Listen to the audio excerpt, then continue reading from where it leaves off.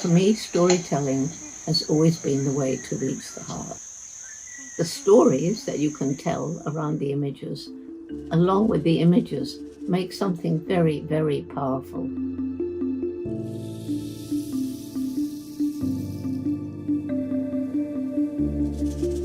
Science and technologies, especially satellite imagery, are absolutely essential because people's livelihoods, natural resources, and biodiversity are connected to each other.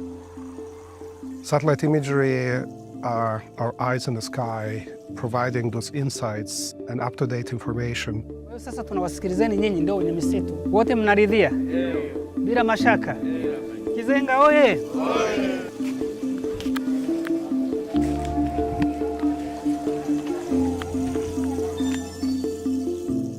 Going around the villages at the beginning of our Tukari program, helping the villagers understand the importance of conservation and what the deforestation was actually doing to harm them.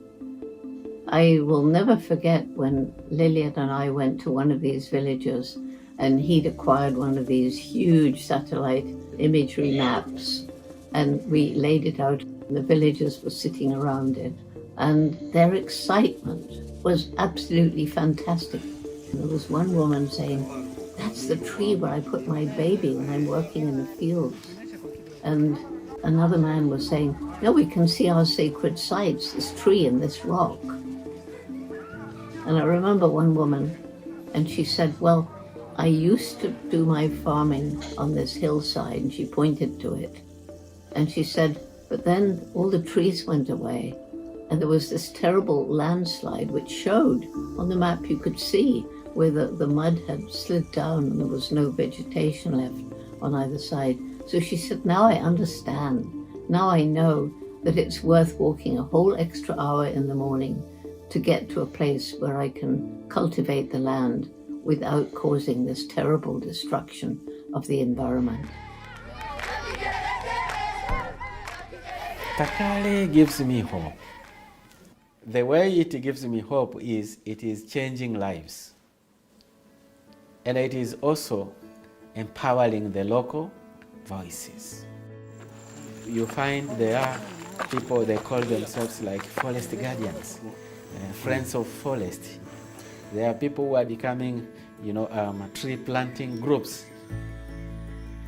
More than 80% of biodiversity are in the hands of indigenous people and local communities across the world.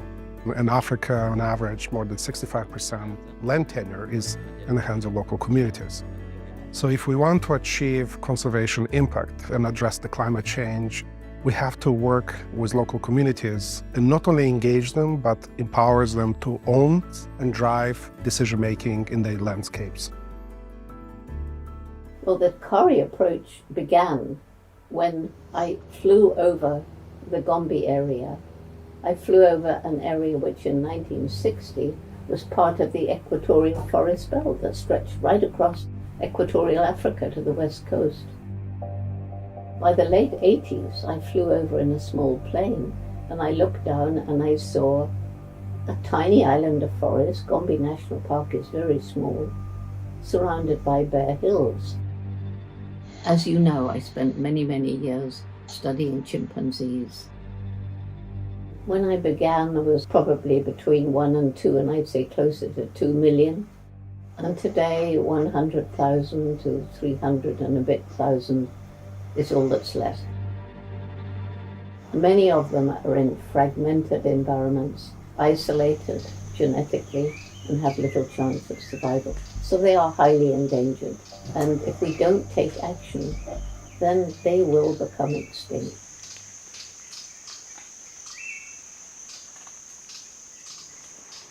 The NASA satellite data helped us understand what does it mean to be a chimp.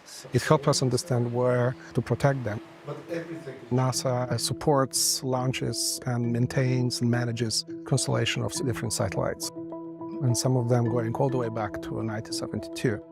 By providing this data to the conservation community, it helps us continuously monitor the chimpanzee habitats.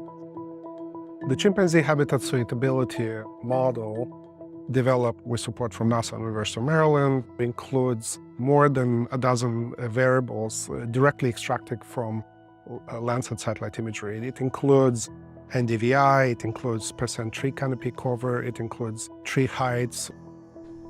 Using conservation standards approach and dashboards, we take these models and turn them into habitat health indicators, into actionable information people on the ground can actually work with.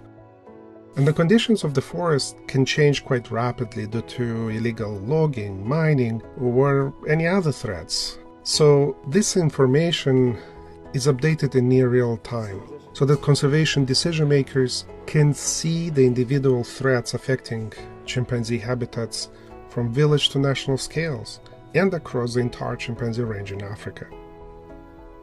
And this NASA data helps identify areas under threat of illegal logging or fire damage where local managers could be deployed to mitigate the threat. In addition, mobile apps enable community members to become involved in not just tracking changes in the habitat, but to be active in enforcing the protection of the village forest reserves from degradation. Community leaders have even used this data to inform their village land use planning, voluntarily moving farms away from areas where forest restoration would lead to the greatest gain for watersheds and people.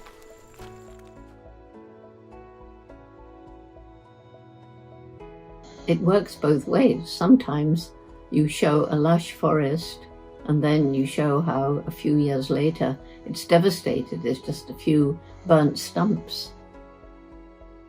But on the other hand, there are other images which show you a devastated landscape, and then 5 years later, trees coming back, regeneration, new hope, new life. So the stories that you can tell around the images, along with the images, make something very, very powerful. And you need both to make the kind of impact that we need to make today to help people understand the devastation we've caused, but to give them hope that we can turn things around. And that's what these satellite images show so clearly. I'm convinced that we have planted a seed that is going to spread, and this is the very good way of trying to ensure our contribution to the mother planet. My future is a future where technology is married to compassion and love.